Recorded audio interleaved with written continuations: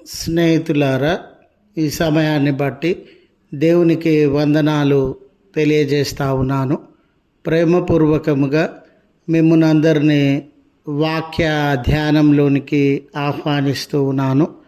ఆయాసకరమైనది అనే ఆలోచనను మీతో కూడా పంచుకోవడానికి ఇష్టపడుతూ ఉన్నాను కనుక దేవుని యొక్క వాక్యమును మీరు ముగింపు వరకు ఆలకించాలని మీ కుటుంబ సభ్యులతోనూ తోటి విశ్వాసులతోనూ ఈ వీడియో షేర్ చేసుకోవాలని మీ ప్రార్థన మనవులు ఎట్టివైనను తెలియజేయండి. నమ్మకంగా మీ కొరకు ప్రార్థిస్తాము. ఈ వీడియో మీ ఆధ్యాత్మిక జీవితంలో ఉపయోగకరంగా ఉంది అని మీకు అనిపిస్తే దయచేసి ఈ ఛానల్ను సబ్స్క్రైబ్ చేసుకునవలసినదిగా మనవి చేస్తూ ఉన్నాను. లేఖనము 139వ కీర్తన 24వ వచనము, నీకు ఆయాసకరమైన మార్గము నా యందున్నదేమో చూడుము.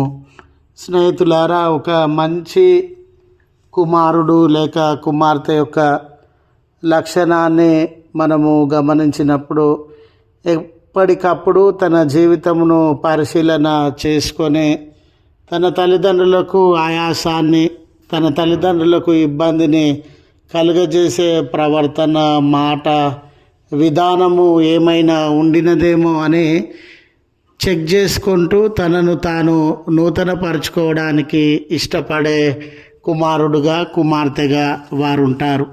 ఒక మంచి స్టూడెంట్ కూడా తన గురువుగారి హృదయంలో ఏ ఆలోచన ఉండిందో దాని ప్రకారము తన జీవితాన్ని నూతనపరచుకోవడానికి ఇష్టపడేటటువంటి వాడుగా, దాని కొరకు గురువుగారి సహాయము తీసుకొని నేను ఎక్కడ బలహీనుడను నాకు తెలియజేయండి అనే సలహా అడిగేటటువంటి వాడుగా ఉంటాడు.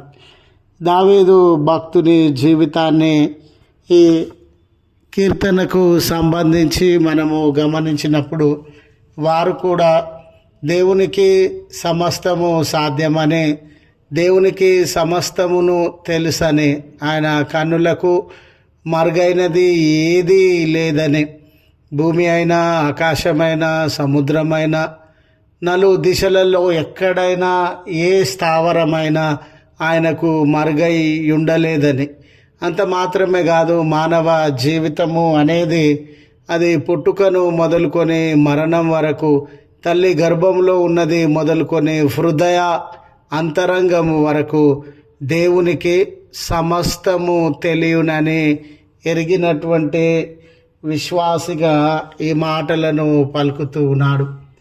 ఆయన తన జీవితాన్ని నూతన పరచుకొని తన జీవితంలో దేవునికి ఇష్టము లేని క్రియలు, మాటలు, చూపులు, ప్రవర్తనను చక్కదిద్దుకొని నూతనపరచబడాలని, తన హృదయము, జీవితము నూతన అనుభవంలోనికి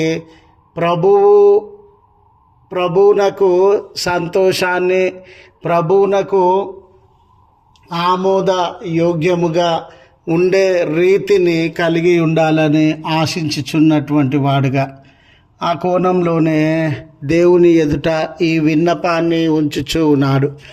నీకు నీకు ఆయాసకరమైన మాట నాలో ఉందా? నీకు ఆయాసకరమైనటువంటి ప్రవర్తన నాలో ఉందా? ఒకసారి చూడండి. మీకు మానవ జీవితంలో ఆయాసకరమైనటువంటి పరిస్థితులు ఉండినవి.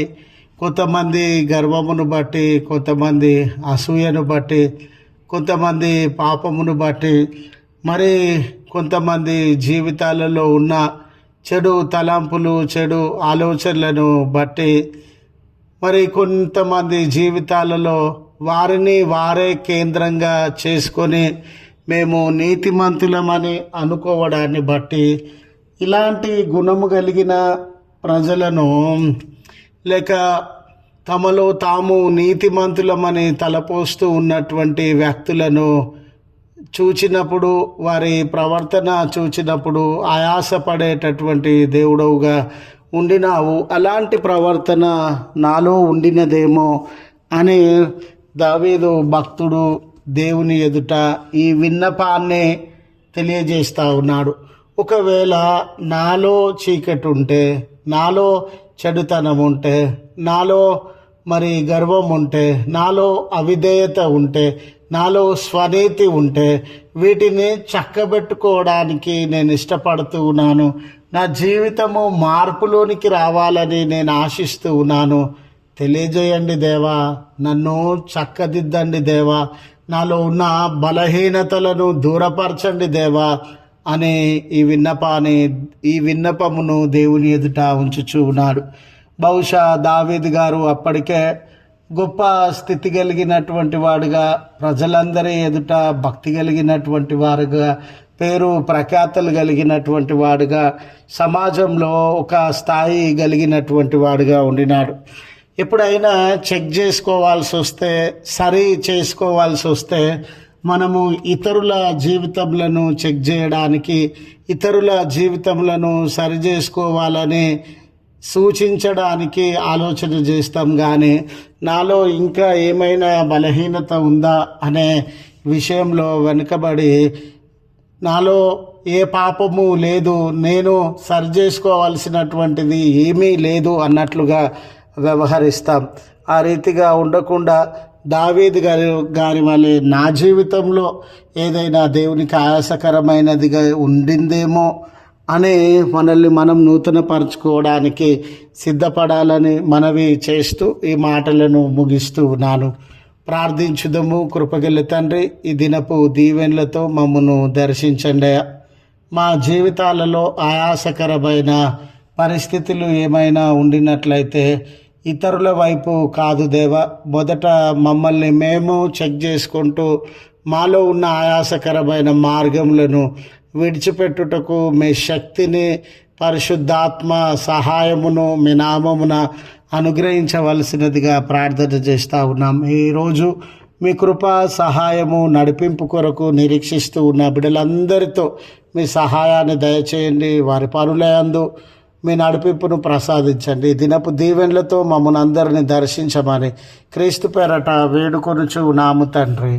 ఆమెన్. తండ్రి, కుమార, పరిశుద్ధాత్మ త్రియేక దేవుని దీవెన మనకు తోడై ఉండి మనలను కాపాడునుగాక. ఆమెన్.